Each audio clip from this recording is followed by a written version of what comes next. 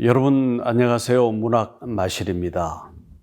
우리는 그동안 탄생 100주년 문인이라고 하는 시리즈를 두 차례에 걸쳐서 진행을 했습니다. 이 시리즈는 앞으로도 계속될 것입니다. 이와 병행해서 새로운 시리즈를 하나 시작합니다. 고통 속에 핀 꽃, 명작의 예술혼, 이런 제목입니다. 고통 속에 핀 꽃, 명작의 예술혼. 여러분, 한 작가가 자신의 이름을 걸고 내놓은 작품의 가장 밑바닥에 숨어 있는 것이 무엇일까요? 세상의 이해 타산으로 좌우할 수 없는 근원적이며 본질적인 그 무엇, 작가를 작가이게 하는 그 무엇을 우리는 예술혼이라고 부릅니다. 세계 문화예술사에 이름을 남긴 작가들은 모두 이 예술혼을 끌어안고 혹은 이것을 불사르며 작품을 썼습니다. 그것이 쌓여서 예술사가 되었죠. 바로 그 예술혼의 존재 방식, 시대 현실과 부딪히고 반응하는 모습을 쫓아가 보기 위하여 이 시리즈를 마련합니다. 예술사의 명작들은 대개 작가가 자신의 삶 그 뒤안길에서 겪은 고통스러운 체험을 바탕으로 합니다. 이 고통의 잠복이라고 하는 방정식이 없다면 위대한 작품은 생산되기 어렵습니다. 이번 시리즈의 주제를 고통 속에 핀 꽃, 명작의 예술혼이라고 한 것은 바로 그 때문입니다. 해외의 예술가로 빈센트 반 고흐, 베토벤, 두보, 허만 멜빌, 에밀리 브론테, 존 밀턴 같은 예술인들을 조명해 보려 합니다. 그런가 하면 국내의 문인으로 이상, 황순원, 손창섭, 서영원 등 모두 10명에 이르는 리스트를 작성해 두었습니다. 맨 먼저 황순원의 카인의 후예를 살펴봅니다. 작가가 직접 겪은 시대사의 고통스러운 체험을 반영하고 있기 때문입니다. 이 카인의 후예를 살펴보기에 앞서서 순수성과 완결성의 미학이라고 불리는 황순원의 작품색의 전반을 한번 검토해 보겠습니다. 여러분, 오랫동안 글을 써온 작가라고 해서 반드시 훌륭한 작품을 남기는 것은 아닙니다. 그러나 작품의 제작에 지속적 시간이 함께한 문학은 더 넓고 깊은 세계를 이룰 가능성을 갖고 있죠. 해방 70여 년을 넘긴 우리 문단에 명멸한 많은 작가들이 있었지만 평생을 문학과 함께하고 그 결과로 노년에 이른 원숙한 세계관을 보여준 작가는 많지가 않습니다. 그래서 황순원이 우리에게 소중한 작가인 것이지요. 황순원의 첫 작품집에 해당하는 시집 방가와 두 번째 시집 골동품에 나타난 시적인 정서는 초기 단편에 그대로 이어집니다. 신변적 소재를 중심으로 하는 주정적 세계를 보여주고 있죠. 그는 이 시기 곧 암흑기의 현실적인 제약과 타협하지도 맞서지도 않았습니다. 상실과 말소의 시대를 지나온 이러한 자리지킴은 그에게 후일의 문학적 성숙을 예비하는 서장이 되었습니다. 고개사와 학 같은 단편집을 거쳐서 카인의 후예나 나무들 비탈의 수다와 같은 장편 소설로 넘어오면서 황순원은 격동의 역사, 곧 6.25 동란을 작품의 배경으로 유입합니다. 삶의 첨예한 단면을 부각하는 단편과 그 전면적인 추구의 자리에 서는 장편의 차이점을 고려할 때 그와 같이 단편에서 장편으로 큰 줄거리를 수용할 수 있는 문학적 용기, 문학적 그릇의 교체는 납득할 만한 일입니다. 대표적 장편이라 할 수 있는 일월과 움직이는 성에 이르러 황순원은 인간 존재에 대한 철학적 성찰을 깊이 있게 전개합니다. 그 이후의 단편집 탈과 장편 신들의 주사위에 이르면 관조적 시선으로 삶을 조망하면서 그때까지 한국 문학사회에 흔치 않은 이른바 노년의 문학을 보여줍니다. 제가 대학원 박사과정 다닐 때에 황 선생님 수업 시간에서 있었던 일입니다. 발표를 하면서 노년의 문학이라는 얘기를 했더니 그 무슨 노인이 소설 썼다는 얘기야? 하고 선생님께서 언짢아 하셨습니다. 그래서 이건 제 얘기가 아니고요. 평론가 천이두의 말인데 단순히 노년기의 작가가 생산했다는 의미가 아니라 노년기의 작가에게서만 느낄 수 있는 독특하고 원숙한 분위기의 문학이라는 뜻입니다. 라고 말씀드렸습니다. 그랬더니 그래 하면서 얼굴을 푸셨습니다. 황순원의 문학은 인간의 정신적 아름다움과 순수성을 존중하면서 출발했고 이를 흔들림 없이 끝까지 지켰습니다. 그가 일제하에서 읽혀지지도 출간되지도 않는 작품을 은밀하게 쓰면서 모국어를 지킨 일도 이러한 상황과 무관하지 않습니다.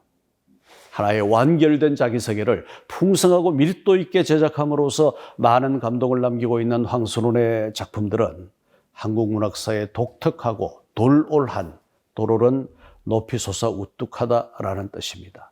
그러한 의미의 봉우리를 형성하고 있습니다. 그것은 현대사의 격동기를 거쳐오면서도 뿌리 깊은 거목처럼 남아있는 이 작가에게 우리가 보내는 신뢰의 다른 이름이기도 합니다.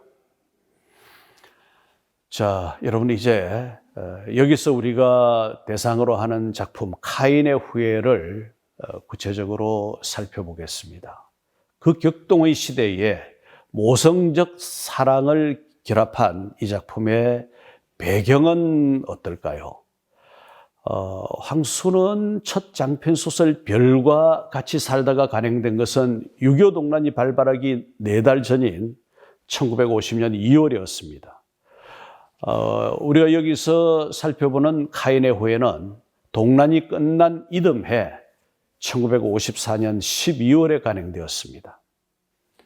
이 소설은 해방 직후 북한에서의 토지개혁 및 지주계급이 탄압받는 이야기를 그리고 있습니다. 그런 만큼 황순원 가문의 자전적 요소가 많이 내포되어 있고 그 일가가 월남할 수밖에 없었던 배경을 잘 드러내고 있습니다.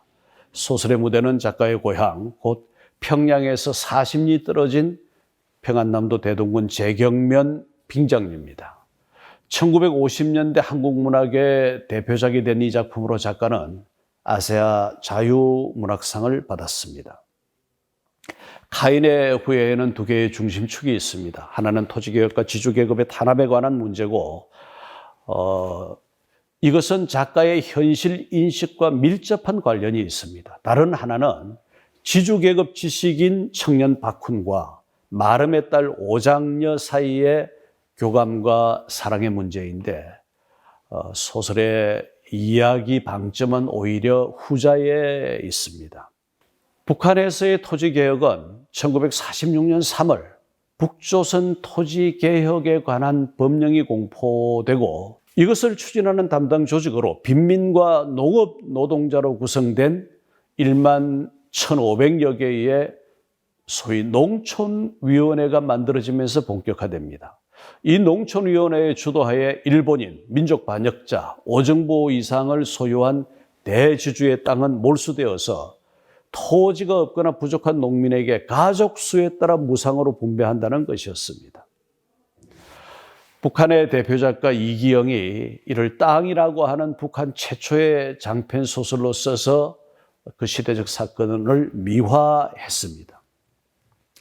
카인의 후예는 이와 같은 토지개혁을 배경으로 숱한 인간관계의 파멸과 고통을 겪고 있는 북한 사회를 사실적으로 보여줍니다. 그것은 단순히 역사적 사실을 반영한 기록을 넘어서 작가 자신의 가문과 실제 인물들의 이야기를 통해 창작되었기 때문에 생생한 공감을 불러옵니다. 여러분, 이 작품의 내용은 어떨까요?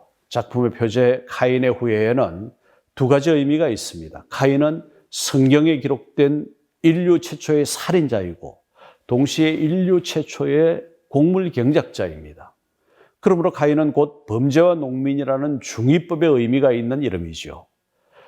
북한 농경사회에 불어닥친 인간성 파괴의 현장, 작가는 그것을 일종의 범죄 행위라고 본 것입니다. 지주의 아들 박훈은 4달 동안 운영해 오던 야학을 예고 없이 접수당하는 일로부터 시작하여 주변 인물들이 상황에 따라 변해가는 모습을 바라보면서 끊임없는 불안감에 시달립니다. 반면에 그의 주변에 있는 농민들은 토지 개혁에 관한 기대감과 그동안 잘 대해준 지주에 대한 죄의식을 동시에 갖고서 냉혹한 현실을 뒤따라가고 있습니다. 그 와중에 박훈과 오장녀의 사랑 이야기가 있습니다. 남녀 간의 어느 사랑인들 숨은 사연이 없겠습니까마는 한 시대가 뒤바뀌는 혼란한 시기를 배경으로 이들의 사랑은 소극적이면서도 뜨겁고 의미심장합니다. 작가는 이 유별난 사랑을 남녀 간의 대등한 정분이 아닌 여자가 남자를 감싸 안는 모성적 사랑으로 그랬습니다. 박훈은 오장녀에 대한 감정을 겉으로 드러내지는 않지만 그 열망은 소설의 말미에 오장녀를 대동하고 월남하려는 시도를 통해 확연해집니다. 오장녀는 성장 과정에서부터 박훈에게 하나의 주술적 속박과도 같은 존재였어요. 오장녀 역시 직접적으로 사랑을 표현하는 유형이 아니었습니다. 가슴 속에 강렬한 사랑이 몸 밖으로 탈출할 자리를 얻은 곳, 그것이 바로 오장녀의 타는 듯한 눈이었어요. 이들의 사랑이 모성의 빛깔을 띠는 것은 황순원 소설의 특성이기도 합니다. 시집갔던 오장녀가 끝까지 남편에게 가슴을 허락하지 않다가 소박맞고 돌아오는 것은 이를 단적으로 말해줍니다. 박훈에 대해 여자로서의 사랑보다 더 큰 어머니로서의 사랑을 안고 있기에 오장녀는 남편에게 그 가슴을 열어줄 수 없었던 것입니다. 이 작품이 가지고 있는 의미는 어떤 것일까요? 오장녀의 이 헌신적 사랑은 마침내 농민대회의 많은 사람들 앞에서 박훈을 보호하기 위해서 서슴없이 우리는 부부가 됐어요 라고 말하게 합니다. 거기에 자신의 체면이나 안위에 대한 염려는 조금도 없습니다. 그러니까 시대의 현실을 넘어서는 사랑의 이야기가 매우 강렬한 형식으로 나타나 있는 것이 이 소설이죠. 소설의 결말로 보자면 이 이야기는 아직 다하지 못한 전개를 남겨놓고 있어서 그 속편이 써여져 섬직도 합니다. 그런데 그 속편이란 어떤 것일까요? 바로 다름 아닌 아직도 분단 시대를 살아가는 우리의 구체적 삶에 해당하지 않을까요? 단절과 대립의 역사, 고난과 통한의 분단사를 꾸려가고 있는 동시대 우리 민족 구성원이 모두 카인의 후예라는 호칭으로부터 자유로울 수 없을 것입니다. 자, 여러분, 이 얘기의 말미에서 두 가지 일화를 말씀드리려고 합니다. 하나는 일본 소설 카인의 후예에 관한 것입니다. 1900년대 초반에 활동하다가 자살한 일본 작가 아리시마 다케오가 있습니다. 일본 최고의 지성, 제2의 나스메 소세키라고 불렸죠. 그 대표작이 카인의 후예입니다. 척박한 땅 홋카이도의 농장 생활과 소작농들의 어려운 일상을 그리고 있습니다. 황 선생이 와세다 제2고등원에 입학한 것이 1934년이니 그 소설을 몰랐을 리가 없습니다. 그래서 생전에 여쭤보았어요. 그랬더니 작가는 웃고 대답하지 않았습니다. 카인의 후예라는 이 제목은 이미 보편적인 용어이므로 그 제목을 다시 써서 안 될 것은 없습니다. 다음 하나는 황순원 선생의 호에 관한 것입니다. 문학마실 진행 중에 시청자 한 분으로부터 황 선생의 호에 대해 알려달라는 요청이 있었습니다. 선생에게는 만강, 너절만의 맷뿌리강, 황혼에 물든 산봉우리라는 의미의 호가 있었습니다. 그러나 이를 사용하지 않으셨어요. 책에 제자를 써서 서정할 때, 이름을 써서 정정할 때 늘 순원이라는 두 글자를 호 대신에 썼습니다. 순원이라는 이름 두 자를 감당하기도 힘든데 무슨 호를 더 써느냐는 말씀이셨어요. 여러분, 황순원 문학촌 소나기 마을에 오시면 1954년 12월 5일 중앙문화사에서 나온 카인의 후예 초판본과 그것이 영화화된 작품을 만나보실 수 있습니다. 오늘 문학마실은 고통 속에 핀 꽃 명작의 예술혼이라고 하는 시리즈의 첫 번째로 작가 황순은 그 고통스러운 시대적 삶을 반영하고 있는 장편소설 카인의 후예를 살펴보았습니다. 함께해 주신 여러분 대단히 감사합니다.